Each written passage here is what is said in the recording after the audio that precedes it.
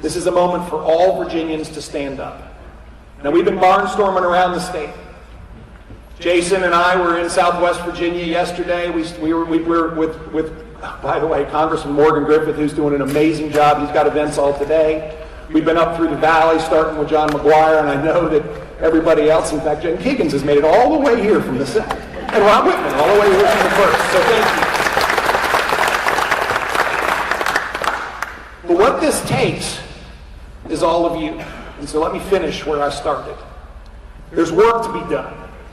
There's work to be done. This is our charge. This is our collective responsibility to do the work. We've got 10 days.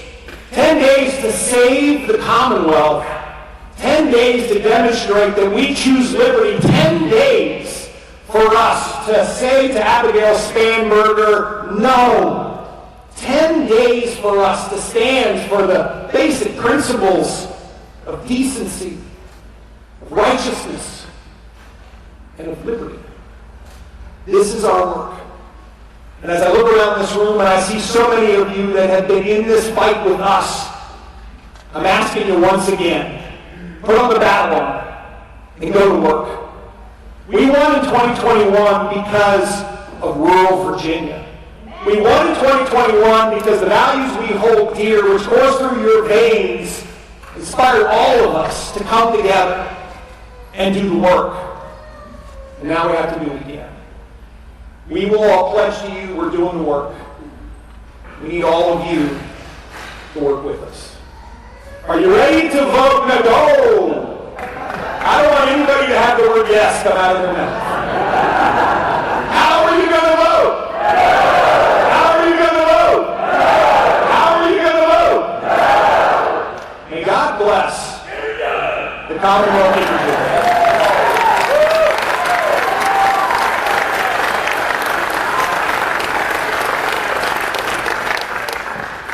We prayed earlier today. We had the great privilege of praying over the Commonwealth and praying over our nation, praying over all of you, praying over the work that's going on. And one of the most amazing parts of that time was that Speaker Mike Johnson was right in the middle of it. Now, there's going to be a voice of God that's going to announce him in a minute, but I'm not going to give up my moment to say something nice about him. We have the most amazing blessing in this country.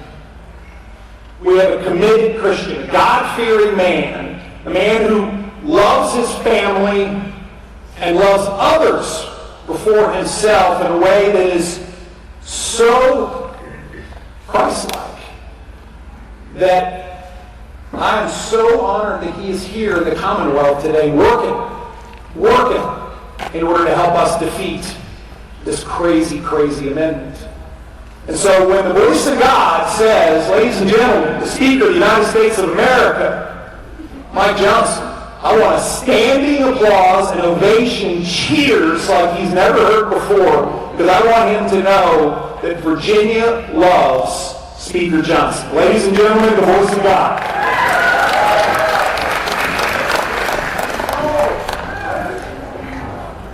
Please welcome the 56th Speaker of the United States House of Representatives, Mike Johnson.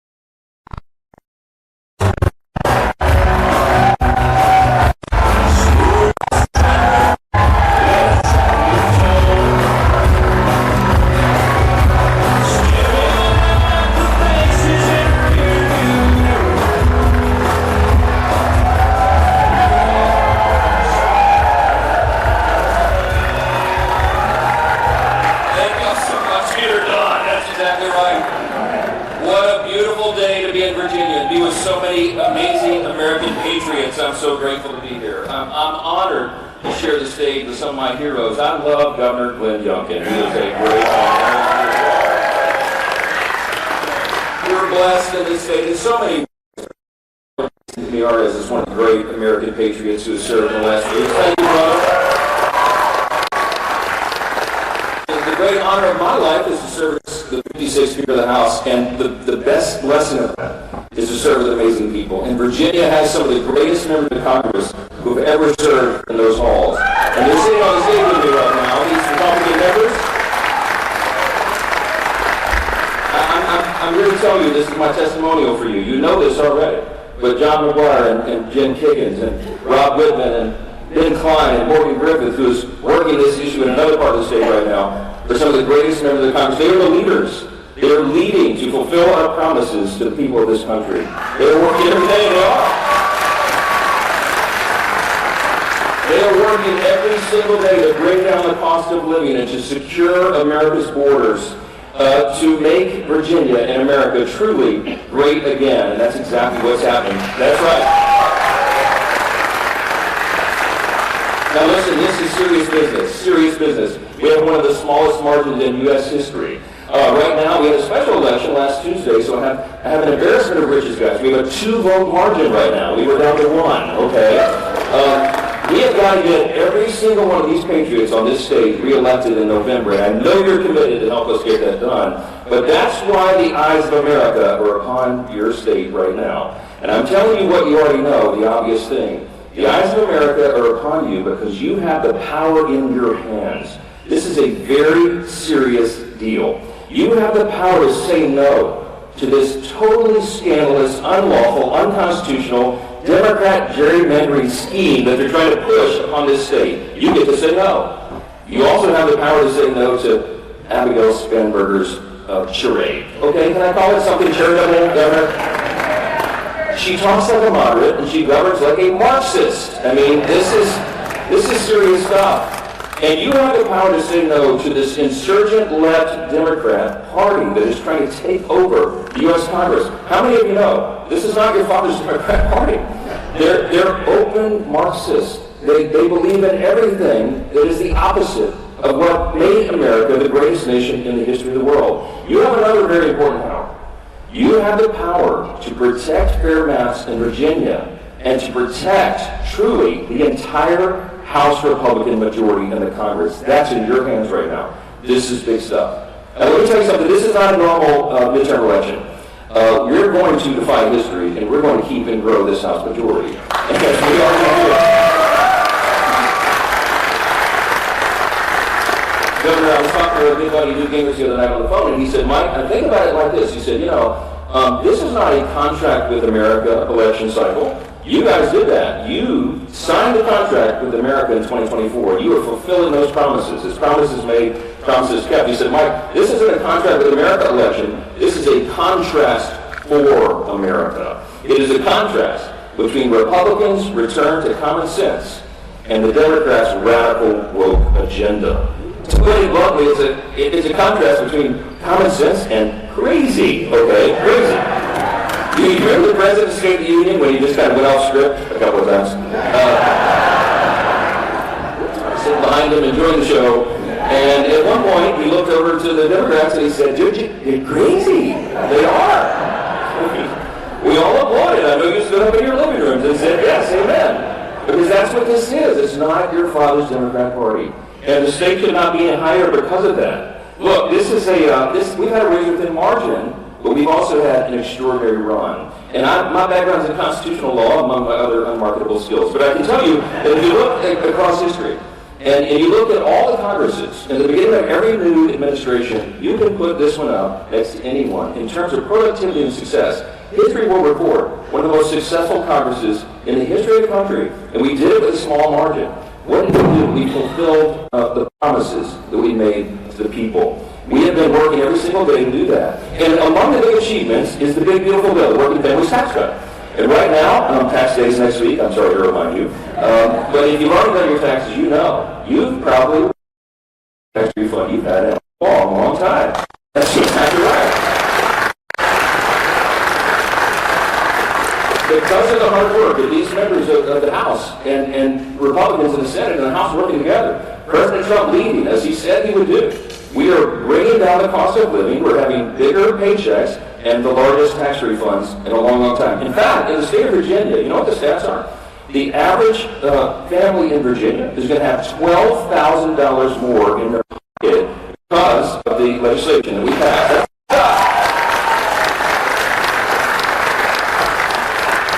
in the state government, 2.1 million seniors are going to benefit from the no tax on Social Security provision that we got signed into law. That's a big thing.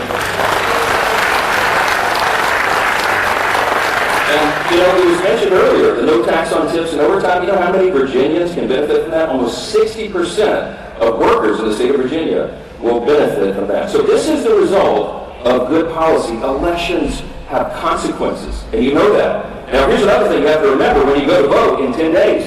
The Democrats in Congress, every single one of them voted against every single one of those provisions. That's not their vision for America. They would do exactly the opposite if they took the majority back in the House. Heaven forbid. You know that they would impeach the president in the first week of the new Congress in January. But it would get far worse than that. Because they would roll the markets. They would turn all the committees of Congress into investigative bodies. They would go into lawfare again. All the woke, crazy agenda stuff that they tried to hoist upon the country and that the country rejected in 2024, they would bring it right back. And they would impeach the president, reopen the borders. They would return men to women's locker rooms and girls' sports, trans surgeries for everybody, as the president says, right, without parental consent. All of the crazy stuff that the American people rejected, they want to bring it back. Let me tell you something. The battle is right now in the state of Virginia. We are on track to win the midterm elections. We're going to keep this going, okay?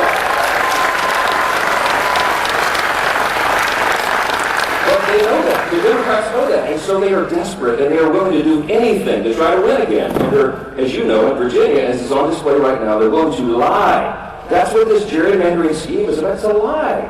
This is not a 10-1 state. If you're watching at home, that's what they're trying to do. They want to redraw the map so that there's 10 Democrats and only one Republican representing the state of Virginia. It's wrong. This is not a deep blue state. Look at all these conservative patriots in this anger today. Now look, almost half of the state voted for President Trump for president. Almost, that's right. Almost exactly half the state, 48%. Voted for Republicans to represent Virginia in Congress. Okay, that's half the state. And they want to take that away from every one of you. They want to silence the voices and the votes of over 2.1 million Virginians. You're not going to stand for that, are you? You're not going to stand for that. Let me ask you a couple questions. I wrote a few down in the truck out there. I just want to ask you, do you want to see Speaker Hakeem Jeffries? Do you want to see Maxine Waters and AOC as committee chairs? I didn't think so. Do you want to see President Trump impeached and removed from office? You want to see your taxes increased? The border reopened? Men back in women's sports and locker rooms? I don't think so. Do you want to have our elections be overrun with non-citizens? I don't think so. You want the justice system to be weaponized again against conservatives and people of faith? That's what they did last time. I don't think so. Do you want the government to turn a blind eye to waste, fraud, and abuse that is taking over all these blue states? Then one big question is, how are you going to vote in 10 days? That's it. That's what it's all about. Let me tell you something. We're celebrating the 250th anniversary of the greatest nation in the history of the world. It's not even close. It's not even close. Sometimes I speak to university and college students, and I will begin my lecture, and I say, raise your hand if you agree to live in the greatest nation in the history of the world. It would break your hearts how few hands are raised in this generation. And I remind them, let me tell you something, I can put on my evidence here. You live in the greatest nation in the history of the world, the greatest, most free, most successful, most powerful, most benevolent nation that's ever been. And it's not by happenstance. It's because it's built on these very firm foundations. In the state of Virginia, you helped build those foundations. 4 of the first 5 presidents, famously, were from the state of Virginia. The founding fathers emanated from here, from this very ground that Ben Clyde is so blessed to represent, okay, all of you guys. We're jealous of Virginia. You have so much history here. And this is the bulwark of freedom. 250 years ago, the founders worked so hard, gave their blood, sweat, toils, and tears. Many gave their lives to ensure that we would have this freedom. We cannot take it for granted. Ronald Reagan said freedom's not inherited in the bloodstream. It's got to be fought for. It's got to be protected. It's got to be taught, passed along to the next generation. Or they will not know the same liberty, opportunity, and security that we have all known. And frankly, too often take it for granted. 250 years ago, Virginians put in place the foundations for the most extraordinary experiment in self-governance in human history. It is the greatest nation in the history of the world. And right now, in 10 days, Virginia, once again, has the responsibility and the privilege to defend that great nation. That's what this is about. I'm so grateful you're here. I'm so grateful you're doing this. God bless you. And God bless the United States of America. Thanks so much.